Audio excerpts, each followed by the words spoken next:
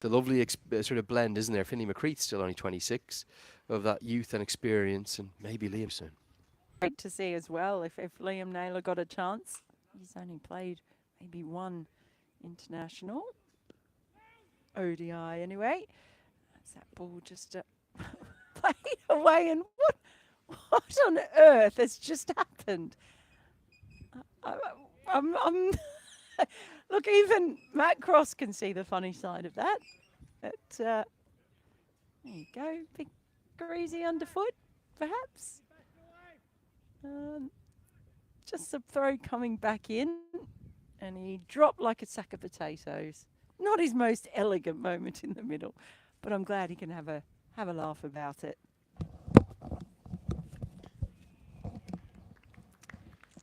But definitely, I think this is part of the experience and the situation for Cricket Scotland as well. That when they do have players who are unavailable, possibly the first choice players, unavailable because of county commitments, because of work commitments, personal reasons. It's just a part of reality. But really, that is wonderful to see. Just the way those players came in to embrace Mackenzie Jones, the sheer delight on their face was so evident. And I just think that's such a wonderful moment. They know how special that was. It may be the first of many wickets that this young man, just 20 years of age, takes for Scotland. First ever time that Kushal Bertel's been run out in his ODI career. Definitely something they're going to have a look at.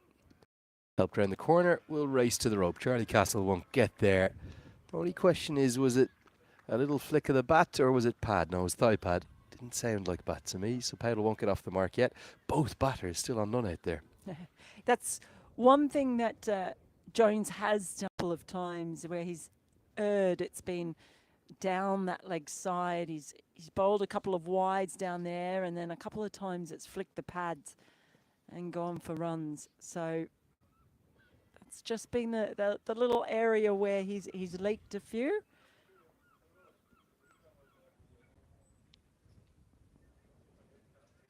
But again, that is all part of the experience. Big moment for him on debut with a wicket already under his belt.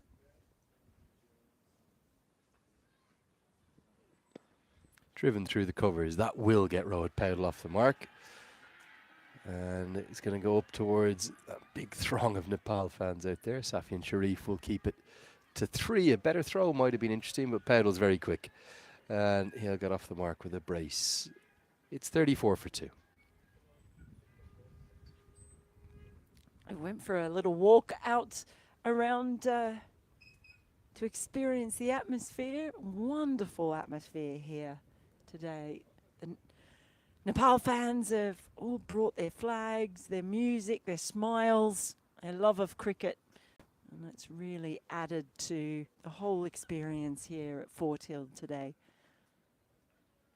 I have wonderfully hospitable people here at Fort Hill. We've had the wonderful Elaine brought us a flask of soup, Lenny, not for the first time this week. I reckon it was a chicken and vegetable today. Very, very good. That's the president of the four for sure. Cricket Club, as McMullen's going to continue. Our thanks to Elaine and all her team looking after us so well here.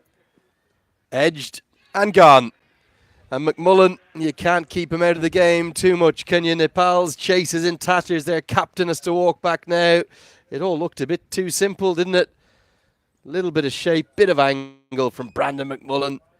And an easy catch to second slip. Yeah, nice thick edge. And there was no mistake that time. The catch taken. And it really is all trouble now for Nepal as we see Powell go for 3. They're in all sorts. Munzi making up for the earlier drop, takes this one cleanly. Big trouble for Nepal. They've again got 2 batters on, none in the middle as Powell has to walk off. He'll be very disappointed. Dismissed early for 3. It was a bit of a nothing shot. That's what McMullen does so well. He bowls to that 7-2 field. gets that little bit of shape away from the right-handers. And now, enter the Iceman. Here comes Arif Sheikh, fresh from a player of the match performance 4 days ago. Came against the Netherlands, played very nicely. He was given a life though, remember. He was put down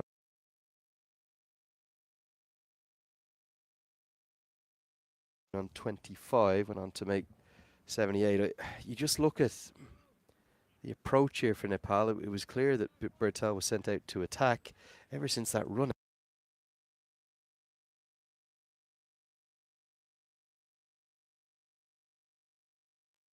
It's just been almost a chain effect, a domino effect, and none of it happening positively.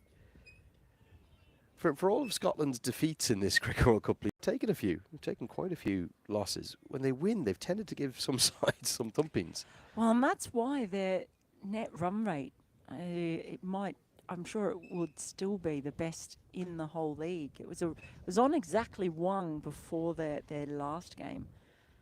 And that's the reason why. When they win big. Yeah, they have lost 6 games, but they've won 10, and a lot of those wins have been big wins, like that one where they scored 380 against the Netherlands last month. It's going to be another period of consolidation needed for Nepal. Arif Sheikh, whatever the situation is, he's a good man to have at the crease, but you do just worry about that required run rate and the wicket column.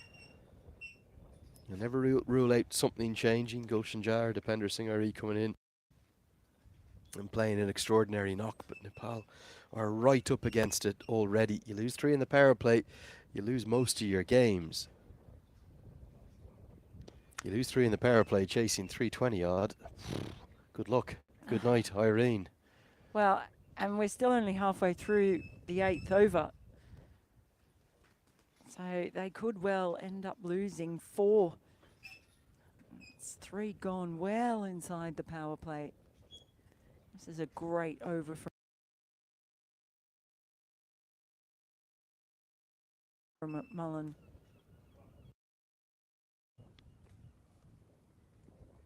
A little bit too much movement this time. Maybe a wide. Just the glove from Matthew Cross. Able to keep it tight. It's so clever, isn't it, this concept? Even when Kushal Bertel slog swept 2 into the leg side, they didn't change it. It's a 7-2 field. You can control a lot of things when you know where the bowler is going to bowl. And okay, it's easier in these kind of slightly helpful conditions with a new ball. But it's kind of a bit old school, isn't it? It's sort of mid-90s cricket. But Brandon McMullen, so effective. Keeper up to the stumps. What do you do if you're the batter? Well, Bertel decided he was going to slog sweep him, and he did that really well for a couple of balls. And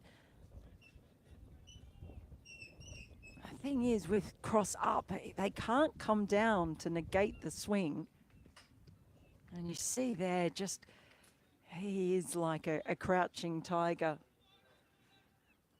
I have to ask you as well, as we see the end of the over, 4 from McMullen gone, 8 overall, 35 for 3. You've got the Tiger and you've got the Iceman. Have you given any other nicknames to any of the players? Yeah, it's KC's the folk hero. A folk hero, okay. Yeah, but that was in place long before obviously he's known as a Valentine's Day boy as well. And that has to have evolved into the Valentine's Day man now at his ripe old age, due to his arrival on February 14th. The Butwell boss is Kushal Bertel for his kind of dominant way in which he bats. He's from Butwell originally. Bim Sharkey's known as Jonty for his aptitude with his fielding. They do love a nickname